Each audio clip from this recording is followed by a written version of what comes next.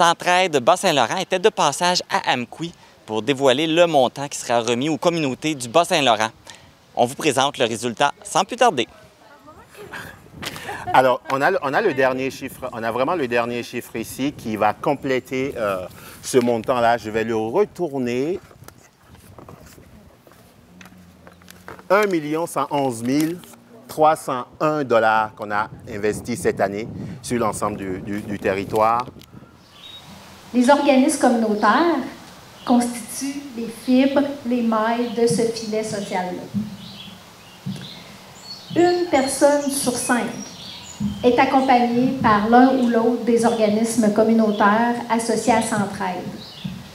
C'est énorme. Puis parfois, une personne est accompagnée par plusieurs organismes communautaires. C'est ça aussi le filet social, c'est pouvoir répondre à une diversité de besoins qui sont tous interreliés.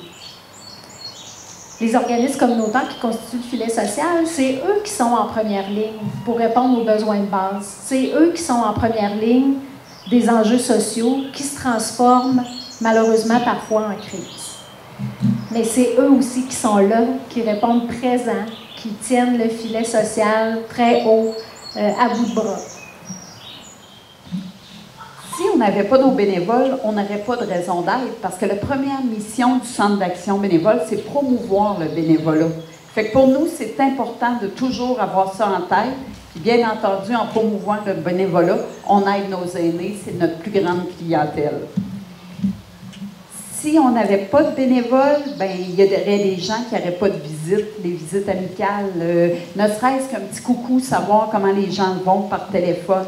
Fait que tout ça amène à dire qu'on a besoin de ces gens-là, puis les gens, ben, ça leur donne un petit plus dans leur qualité de vie. Puis je vous dis, là, le CAB, c'est vraiment un partenariat avec, tu sais, je vois les grands amis, quand on peut, on aide avec des bénévoles, la Maison des familles. Je vous ai nommé Moisson Vallée, notre partenariat. Rayon de partage, on est là aussi. Aussitôt qu'on peut, je vous dis, on aide, puis on veut aider, puis sollicitez-nous, on va être là pour vous. Puis ça nous aide aussi quand Centraide est là, quand les autres partenaires. Mais le bénévolat, c'est vraiment une raison d'être et de vivre. Merci. L'année passée, on a fait une planification stratégique aux grands amis, puis on questionnait les jeunes sur ce qui faisait du sens pour eux, ce qu'ils avaient envie, que les grands amis en fait représentaient pour eux, mais aussi ce qu'ils avaient envie que ça représente. Puis ça m'a assez fait rire. On a un coco de 5 ans qui me dit moi, j'ai envie que ma famille fasse partie des grands amis. Puis en se rassoyant après, entre adultes, en se questionnant, on se disait OK, ces jeunes-là, ce qu'ils ont envie, c'est que leur famille fasse partie d'une communauté, fasse partie de quelque chose de plus grand, d'appartenir à quelque chose de plus grand. Puis c'est ce qu'on leur permet finalement de faire partie de cette grande famille-là, des grands amis. Récemment, on a eu des embauches, puis tout ça, avec des congés de maternité. Puis ce qu'on disait souvent pour accueillir les nouveaux employés, c'est bienvenue dans la famille. C'est comme ça qu'on se sent grands amis, puis c'est comme ça qu'on a envie que les jeunes se sentent aussi. Les sous de Centraide, ben, oui, c'est des sous, comme tu disais, Sophie, puis ça en fait partie, mais ce que ça permet, c'est une ressource de plus. Une ressource de plus qui est sur le terrain, qui nous permet d'avoir plus de bénévoles, d'avoir plus de jeunes qui sont jumelés. Puis peut-être que dans 5 ans, je vous raconterai une histoire similaire avec un jeune, ça fait 5 ans qu'il est parrainé, puis non, il ne lâchera pas son bénévole parce que ça fait la différence au quotidien dans sa vie. Puis ça reste un pilier sur lequel il peut s'appuyer malgré toutes les tempêtes. Je suis en compagnie de Akotchawe Lawin Oré, qui est directeur régional et développement philanthropique de Centraide de Bas-Saint-Laurent. Bonjour! Bonjour, Marc. Ça va bien? Très bien. Et toi? Ça va très bien. Avec cette belle journée, cette belle nouvelle que vous avez annoncée. Du soleil, du vent, on est bien protégé. En plus d'une bonne nouvelle, ça fait du bien. Vous avez dévoilé le montant qui est au-dessus de 1 million de dollars, qui est une très bonne nouvelle. Vous avez choisi Amqui pour faire cette annonce. Pourquoi? Bien, nous avons choisi Amqui pour 2 raisons. La première raison, c'est qu'on souhaite se promener sur le territoire pour faire l'annonce de nos investissements. L'année dernière, on était dans l'ouest du territoire, à Saint-Pascal. Cette année, on est à Amqui parce que c'est le territoire qui est ouvert aussi, qui est analysé cette année. Donc, on trouvait important de faire notre annonce là où le territoire est ouvert pour avoir nos organismes qui sont joyeux, qui sont contents des belles nouvelles qu'on leur a annoncées. Donc, ce sont ces 2 raisons-là qui ont fait qu'on a fait l'annonce à Amqui. Donc, le montant, vous battez des records, je pense, avec ce montant-là cette année. Oui, tout à fait. On bat des records. On met la barre toujours un peu plus haute. L'année dernière, on avait déjà dépassé les 1 million aussi, mais on n'était pas rendu à 1 million 111 000. On parle d'à peu près d'une augmentation de 7 par rapport à l'année dernière. C'est extrêmement bon. C'est de bons résultats qui va permettre aux organismes communautaires de continuer à ne pas se soucier de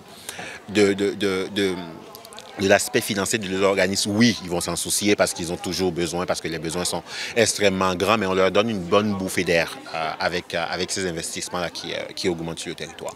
Qu'est-ce qui s'est fait dans cette campagne, là, dans la campagne 2023, là, pour pouvoir ramasser ce montant-là? Bien, il y a plusieurs initiatives qui ont été mises en place par, d'ailleurs, une des coprésidences qui vient d'Amqui, Chantal Thibault de la Caisse de la Vallée de la Matapédia. Il y a plusieurs autres entreprises qui ont été sollicitées par nous. Il y a le grand public qui a été davantage ciblé sollicité avec des initiatives un peu plus particulières. Mais il ne faut pas parler de sollicitation. Moi, je pense qu'il faut sensibiliser les gens. Si on est arrivé à avoir un record de campagne, c'est parce que les gens ont pris conscience et sont conscients que les besoins sont grandissants et leur générosité doit répondre à ces demandes-là. Et ils y croient, donc ils donnent.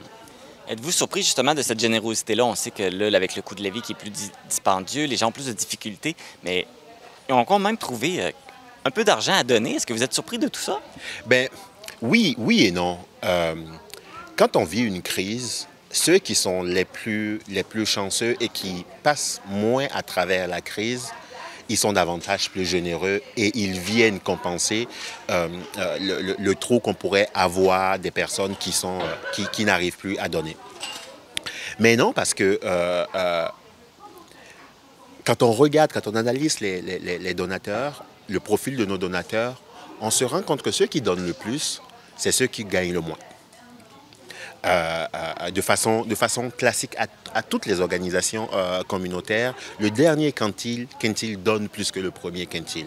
Donc ces gens-là se disent, il faut qu'on se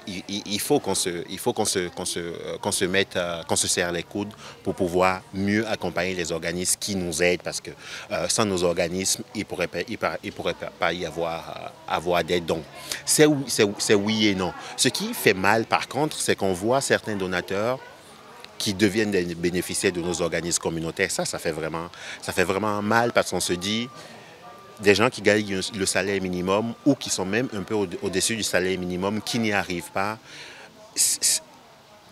Imaginez ceux qui n'ont rien du tout. Et là, Centraide, ça couvre quand même large. Vous avez combien d'organismes? Vous avez combien de partenaires? Bien, on a 50 organismes qu'on soutient sur l'ensemble du territoire. On a plus de 300 partenaires qui font campagne avec nous. Il y a des milliers de personnes du grand public qui contribuent grâce à des sollicitations grand public qu'on fait. On est quand même bien servi de ce côté-là. On a un bon réseau de partenaires qui croient en nous. Et tantôt, on parlait du travail que fait le comité CARO, le comité d'analyse et de relations avec les organismes.